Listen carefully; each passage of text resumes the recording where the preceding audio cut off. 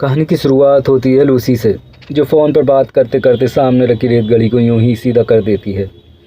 जैसे ही उसकी उंगलियां रेत गली को छूती हैं, उसके फ़ोन का सिग्नल गायब हो जाता है।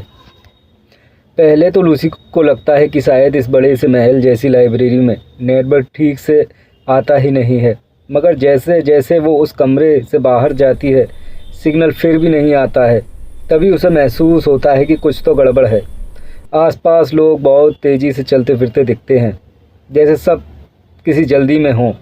लाइब्रेरी का माहौल भी पहले जैसा बिल्कुल नहीं था। एक क्लासिक फिल्म, मगर वो फिल्म 1947 में रिलीज हुई थी, और जिसके साथ वो बात कर रही थी वो बिल्कुल उसी फिल्म के स्टार जैक जैसा दिख रहा था, जो एक्टर 1948 में मर चुका था। लूसी का दिल धक रह गया। एक जैसी नाम वाली फिल्म मिल जाना इत्तेफाक हो सकता है, लेकिन एक मरा हुआ एक्टर सामने जिंदा खड़ा होना तो नामुमकिन है।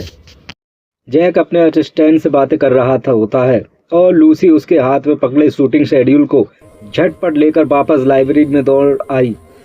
उसे अभी भी यकीन नहीं था। वो खुद को समझाती रही कि शायद सफ़र और जेट लैग ने उसे भ्रमित कर दिया होगा। इसलिए अब उसने एक छोटा सा टेस्ट किया, आंखें बंद की और 3 तक गिना, और जैसे किसी जादू की तरह अब वो वापस 21वीं सदी में थी। लूसी ने फिर लाइब्रेरी का दरवाज़ा खोला। इस बार वहाँ वो भीड़ नहीं थी, बस शांति और पुरानी फिल्मों के पोस्टर लगे हुए थे।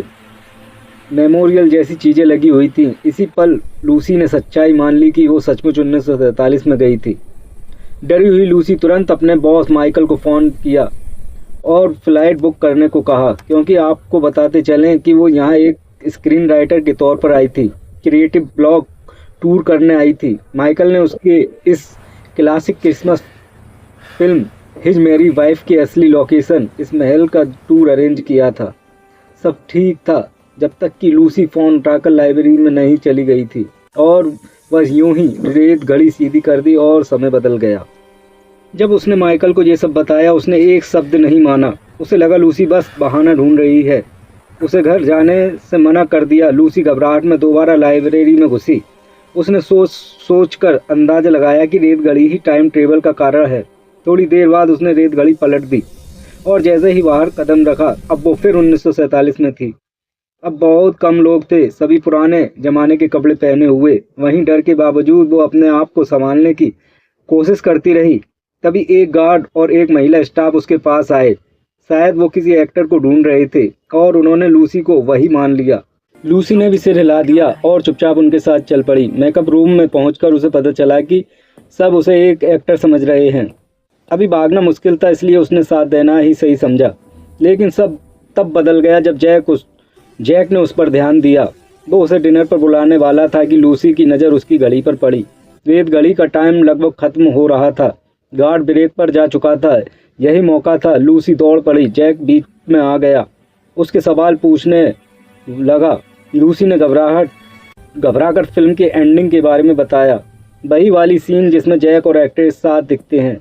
लेकिन जैक ने कहा कि वो इस सीन में था ही नहीं। तभी असली हीरोइन आ गई। लूसी मौके का फ़ायदा उठाकर भागी और लाइब्रेरी पहुंची। ठीक उसी पल रेत घड़ी का आखिरी कण गिरा, वरना वो वहीं फंसी रह जाती। लाइब्रेरी में आवाज़ सुनाई दी, जो लूसी की सहेली मार्गरेट की थी। वो लूसी को ढूंढते ढूंढते परेशान हो चुकी थी।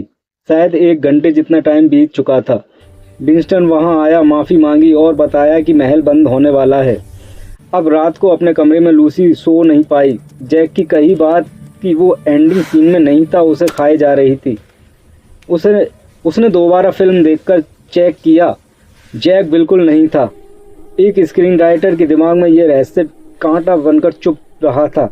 आखिरकार उसने फैसला किया कि वह उसे दोबारा 1947 में जाना होगा, मगर अकेले नहीं, कोई तो लाइब्रेरी में मौजूद रहना चाहिए। उसने सच्चाई मार्गरेट को बता दी। दोनों मिलकर बहाना बनाकर वहां लौटे, और उसने रेत घड़ी पलट दी, और बस रोशनी बदल गई और मार्गरेट गायब हो गई। वहीं लूसी फिर 1947 में थी। इस बार भी बचना आसान नहीं था। जैक ने उसे देख लिया। फिर मेकअप रूम में लूसी को एक स्क्रिप्ट मिली, लेकिन उससे पहले कि वो पढ़ पाती, वही गार्ड आ गया। जैक ने तुरंत उसे एक कोने में खींच लिया और पूछा कि वो सच में कौन है। लूसी ने झूठ गढ़ा कि उस स्टूडियो की तरफ से आई है, बड़े निवेशक की बेटी है। तभी क्लॉड लीड एक्टर वहाँ से गुजरता हुआ सब सुन लेता है। लूसी ने स्क्रिप्ट खोली और यकीन नहीं हुआ कि गलती से लीड और सपोर्टिंग रोल स्क्रिप्ट आपस में बदल गई थी। इसी वजह से जैक को एंडिंग अलग याद थी। ये रहस्य अभी भी अधूरा था, लेकिन अभी यहाँ रुकना खतरे से की बात थी। उसका झूठ ज़्यादा और टिक नहीं सकता था। आगे की कहानी दूसरे पार्ट में देखेंगे। जब तक के लिए बाय बाय।